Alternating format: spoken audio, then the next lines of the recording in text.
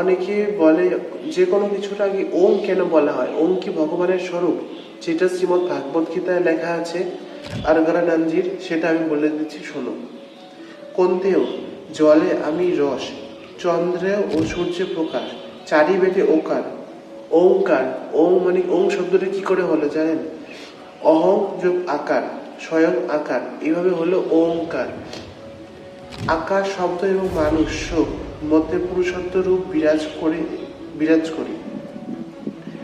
আপনি যদি এক মনে ওম এরকম 5 বার করেন, তাহলে আপনার মনে আপনার ভেতরে একটা মানে অনেক রকম একটা পাওয়ার তৈরি হয়, যেটা যদি আপনি সাত্বিক আহার করেন তাহলে খুব তাড়াতাড়ি বুঝতে পারবেন, আমিষ আহার করলে কোনো মতেই বুঝতে পারবেন না। ওম শব্দ সাক্ষাৎ এটা ভগবান শিবের সৃষ্টি। শিব কি, নারায়ণ কি, বিষ্ণু কি, সবই এক। হরি আর হরের মধ্যে কোনো ভেদ নেই, এটি ভগবানের। এই জন্য যে কোনো কিছু নাকি ওম লাগানো মানে সেটা খুব পবিত্র, খুব পবিত্র। ভগবান শিবকে জল ঢালেন ওম নমঃ শিবায়, তুলসীকে জল দেন ওম নমঃ ভগবতে বাসুদেবায় নমঃ। শ্রীকৃষ্ণের স্বয়ং মন্ত্র আছে, ওম আছে। এরকমই ওম সাক্ষাৎ ভগবানের স্বরূপ। রাধে।